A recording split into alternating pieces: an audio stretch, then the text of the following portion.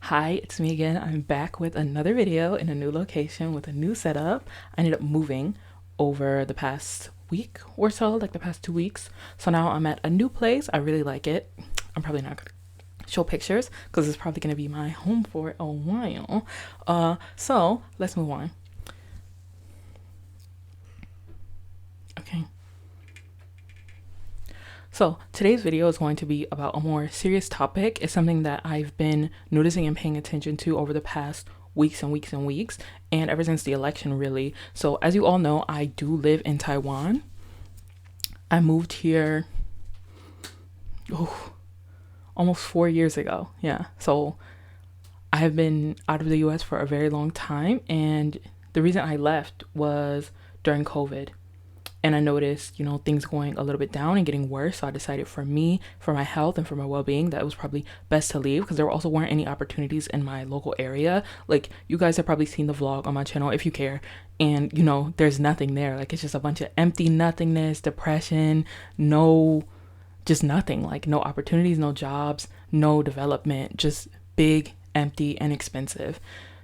And also dangerous. So what I wanted to talk about this time is the Trump issue. So we know that Trump ended up winning the election. The MAGA people are going crazy, and there have been several rollouts and rollbacks of different pretty like German old those people, Nazi, a lot of that rhetoric. And it's very concerning to see, like, when I keep seeing these situations where it's going over the parallels between what Trump is trying to do and what, H guy did. It's very, very concerning. And I'm just concerned about the backslide that is the American political landscape, because whether Americans like it or not, I think most of them do, America is like the leader on the world stage. And it takes one crazy person in power to just destroy everything that's been built since, the war efforts. When, there's an oligarchy being upheld and created in this moment, it's very concerning for me. Whenever I hear and see people's talking points on the conservative end of things, it makes me very, very scared for people who are like myself. Anybody who's not like a cis white man, you should be quaking right now. Like, these people, they don't have your best interest at heart. Whatever they're telling you is probably a lie. I know it's hard to outreach and connect with people across the aisle because they're very stuck in their ways. And even if you show them new information, they're going to believe what they're going to believe. And you can't really, put someone's beliefs on a scale, especially if they won't engage in hypotheticals. So it's very, very concerning. A while ago, I took a step back from political things because it just felt so draining. And I was kind of doomer. I was very doomer. Like, even in the most recent election, I didn't vote. And it's just because when I tried, the process to vote abroad was very difficult. It's not difficult. It's just, it takes a lot of steps. I was under the impression that I could vote online since I was from New York, but New York only wanted mail-in votes. And the mail-in window, by the time I realized, it was just too late. So I did, partially participate. No, I was fully complacent in what this outcome could have been, because voter turnout is very important. But, I kind of gave up, to be honest, because I felt like this guy winning is such a bad thing.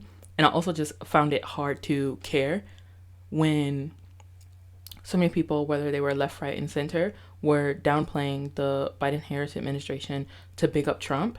And I was just like, okay, I kind of checked out for a really long time, because I do love politics. I love talking about politics. But when you see that the majority of people are giving credit to a dude who will sooner see them dead, it's crazy. And over time, I realized, after the election and everything that turned out, I said, even though I don't plan to return to America, I have no intention of returning to America, I was complacent and, letting this guy get a victory, because I did not participate and I did not use my voter power as I should.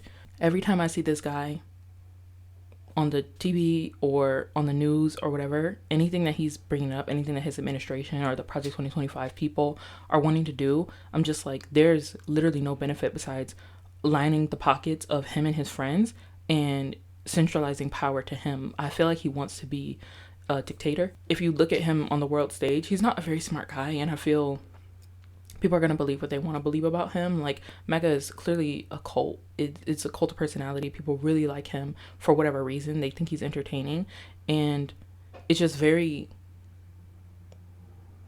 draining to see that this situation is repeating itself. Like, even with the federal pauses that he was putting on funding, when there was a very negative backlash, they ended up rolling it back, but they're just checking the temperature. They're going to keep doing this type of stuff to see what they can get away with. Like, Roe v. Wade was just the start of it. They're going to keep rolling back civil rights and civil liberties, and they're going to keep lying to you and finding a scapegoat and blaming someone. So it takes a lot of discernment, and people really need to get behind this cause and do what they can. Like, especially if you plan on staying in America. I have no intention of staying in America. I don't have any intention of going back. But for people who are there, like, you really have to get around a cause. Figure out what you can do to save yourself, protect your peace, and make sure that this type of power cannot go unchecked, because that is what's in the plan. If you see like anything over Project 2025, it's quite concerning. Everything that they have been outlining and planning and slowly trickling out, I think everybody should just look and see what that platform is. And even if you don't believe it, or you think, oh, there's no way this guy would do this to me, or there's no way that blah, blah, blah, blah, blah, you have to just distance yourself from who you think this leader is and look at what they're showing you to do. Like, even recently, there was a helicopter crash, and everything he's going over, he just keeps blaming marginalized communities. Like, he blamed DEI for the crash, which is just unhinged. And even in the States, like, they're threatening to remove funding for certain things if you hire like diversity, equity, and inclusion, and they're lying about what that is, and the right is just eating it up.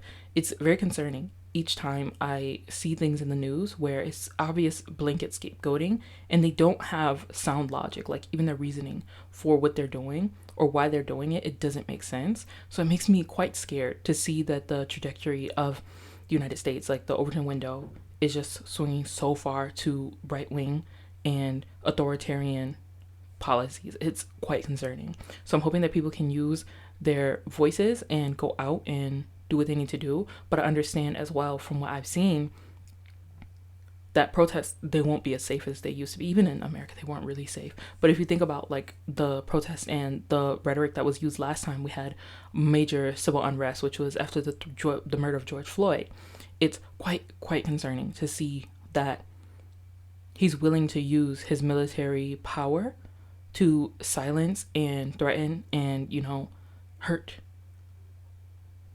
anybody who is in unrest or could be a political opponent. Like, the Supreme Court basically gave him qualified immunity. It's even more than that, because as long as he's within his power as president, he can do anything, and there's nothing that can be done to stop him. So it's like a very scary and concerning thing to see, and a place to be in. And I hope that Americans can wisen up and see that this is not to their greater interests.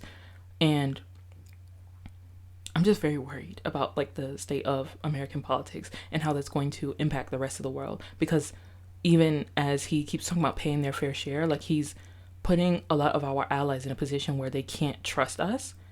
And if they can't trust us, then that means they're going to form their own powers, which I don't think is a bad thing, but it can really upstage and overturn the world, because you can't just make people bow down and kiss the ring. Like, that's not what global anything is about. Like, there needs to be allyship and there needs to be communication.